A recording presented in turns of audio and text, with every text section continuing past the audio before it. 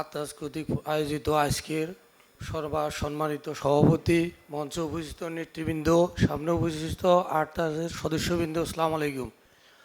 আসলে আমাদের আহ্বায়ক বক্তব্য দেওয়ার পর বক্তব্যের আর কিছুই থাকে না। আমি আহ্বায়ককে এভাবে চিনি, উনি আতাবের 4 বারের নেতা, হাবের 5 বারের নেতা, বারার 1 বারের নেতা। প্রত্যেক জায়গায় উনি একটা সুনাম আছে। যে কোনো মানুষের একটা বদনাম থাকে। যেমন আমি মানুষ হিসাবে আমি বিভিন্ন সংগঠনের সাথে আমারও কিছু টুকটাক বদনাম থাকতে পারে বা থাকে। এমন এক নেতা যার আমার মনে হয় আপনারা সবাই এখানে স্বীকার করতে পারেন ওনার কোনো বদনাম নাই। আর সেই হিসাবে আমি মনে করি উনি এটারে আগায় নিতে পারবে।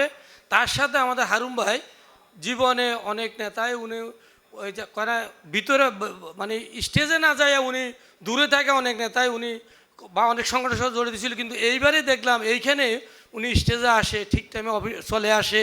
এই জন্য হারুন ভাইকেও ধন্যবাদ। হারুন ভাই এবং অন্যান্য যারা স্টেজে আসে বা সামনে আরও যারা আছেন সবাই মিলি সহায়তা করলে ইনশাল্লাহ এটা এমন এক পর্যায়ে আসবে যেটা আমাদের যেমন বারাতে বর্তমানে বদনাম যে অনেকগুলো সংগঠন প্রায় এখন এইবার ইলেকশনের আগে মনে হয় 5টা সংগঠন হয়ে গেছে। তো এইবার আমার মনে হয় আমরা এই সংগঠনকে সুষ্ঠুভাবে সুন্দরভাবে চালাইতে হলে ফরিদ ভাইয়ের নেতৃত্বে আমরা যদি সবাই সহায়তা করি ইনশাআল্লাহ এটা ফরিদ ভাইয়ের যে উদ্দেশ্য আদর্শ এটা সাকসেস হবে।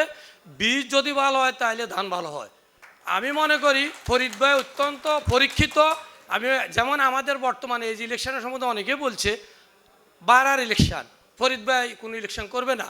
আমাদের বর্তমান নেতা যারা আছে সবাই ফরিদ ভাইকে ইলেকশন করানোর জন্য আমাদের মতো যারা আছে সবাইকে রিকোয়েস্ট করতেছে উনাকে রাজি করে, কিন্তু এখনও আমি ইলেকশন করবো না এটাই উনি বলতেছে।